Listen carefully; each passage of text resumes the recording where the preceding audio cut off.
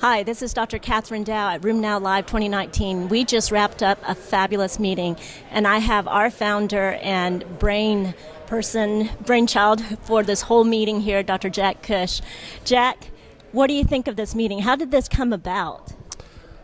Well, it comes from working on a million meetings over the years, and then Artie and I have been talking about this for a long time. He wanted to do this idea of can you do a meeting in a great place that some people come to, but then you make it available to everyone. And I said, well, what do you mean everyone? He says, we use the internet, we just stream it, we put it out there, we make it free. And so that we started thinking about this last year, maybe a year ago today.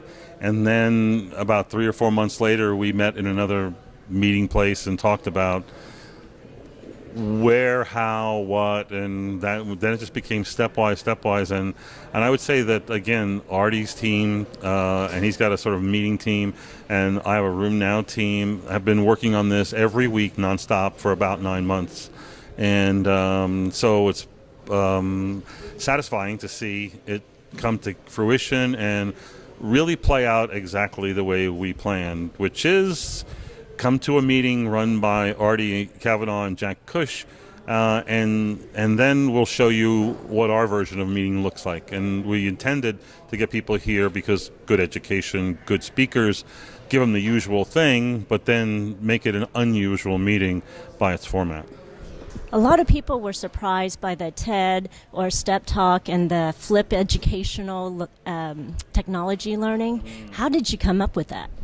Learning from elementary school teachers and middle school teachers, where that seems to work really well. I mean, it turns out the flipped classroom obviously started a long time ago in basic education and really hasn't found its way really into medical education. So, and the goal, it was really driven by the goal of having shorter format programming. The idea being that when you do a video, the shorter the video, the more effective it is. If you do an hour video, no one's going to watch it. If you do 18 minutes, pretty good. If you do 8 minutes, it's very good.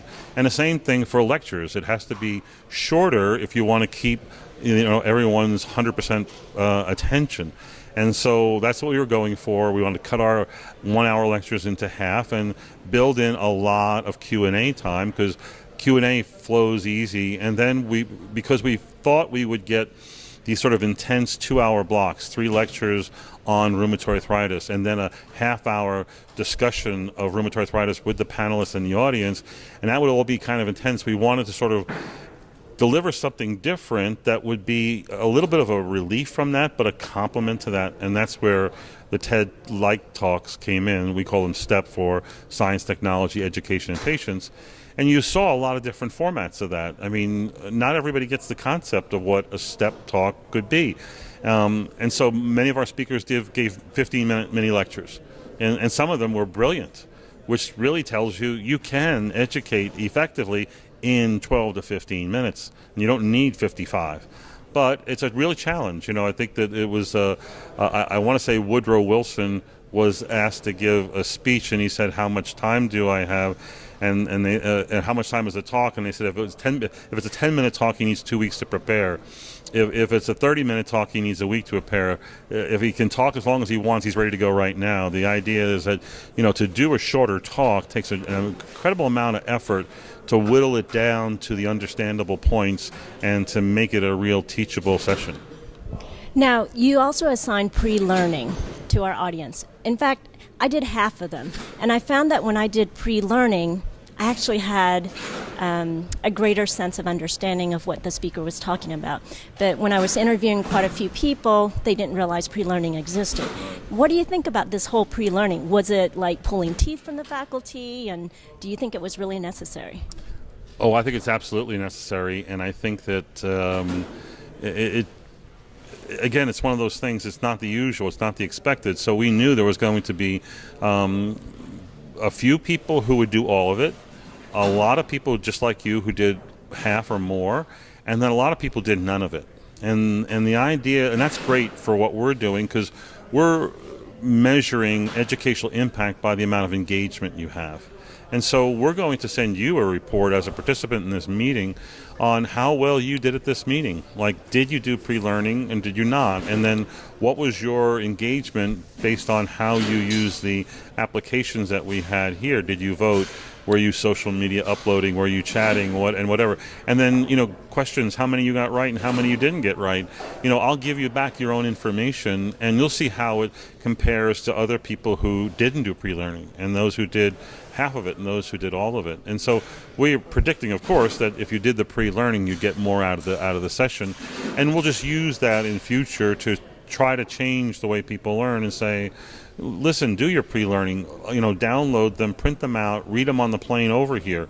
If you live in Fort Worth or Dallas, or you're driving, it's going to be harder when you have to spend the time to do it. But, a good sort of example of this was Dr. Erkan's great lecture on antiphospholipid and the catastrophic antiphospholipid syndrome. And he did a pre-learning assignment, and he did a video telling people, come to my lecture. These are my objectives. And it was a really good video, except before I looked at the video, I looked at his pre-learning handout, and he sent 4 papers, like a New England Journal paper, a scientific paper, and I was like, it's hard enough to get people to do this stuff, and he's sending 4 papers. But if you watch this video is brilliant, because at the end of his video, he said, now, I want you to look at the papers I sent. You don't have to look at all of them. They're a reference for you. But if you have 2 minutes, look at the New England Journal paper and look at Table 1. If you have 10 minutes, read the New England Journal paper. If you have 30 minutes, read the second paper and focus on this section. The idea was he basically was mapping out how you could be effective in pre-learning, and that's what everybody's problem is. I'm so busy. I don't have time to go home and read. I collapse when I get home. So I think that I want people to do that kind of instruction, provide them resources. That's what Rheumnow does. We teach people with a title, and then we give them a blurb, and then we give them a resource to go to. And depending on your level of interest and your time, you learn a little bit or you learn a lot. What surprised you most about the audience? Did they meet your expectations on the multimedia digital format? Oh, yeah. I think that everybody in the room was plugged in. Well, the first reports we got were from people who were not in the room but were viewing from outside of Fort Worth. And, I think we had over 500 registrants, and we had hundreds, I don't know the final number here, that actually watched a lot of the content, like hours and hours of content. And what we were getting from them was it looked great, it functioned great, it was multimedia, meaning they could have the projection open of the speaker and the PowerPoint, and on the side they had the chat and the polling stuff, and they just liked having all that in front of them. It was like being at the meeting. And then everybody in the room did that, and some did that same screen, some did the screen without, because they had the big screen in front of them. They just did the polling and whatnot. I think that people were surprised at how it connected them to the event, to the lecture, and also to the speaker.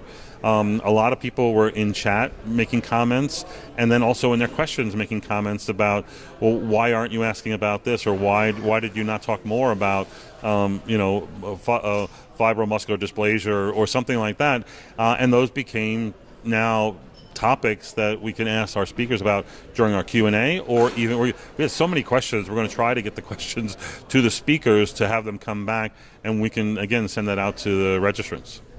So what should we be expecting for Rheumnow Live 2020?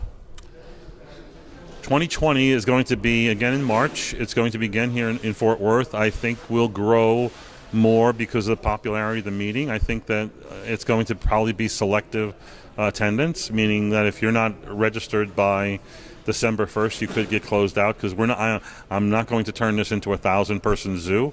What's great about this meeting and being in the room and having a live presentation is you get CME, but that it's there's enough people that you can have a relationship with, that you can meet new people. I know you met some nurse practitioners here.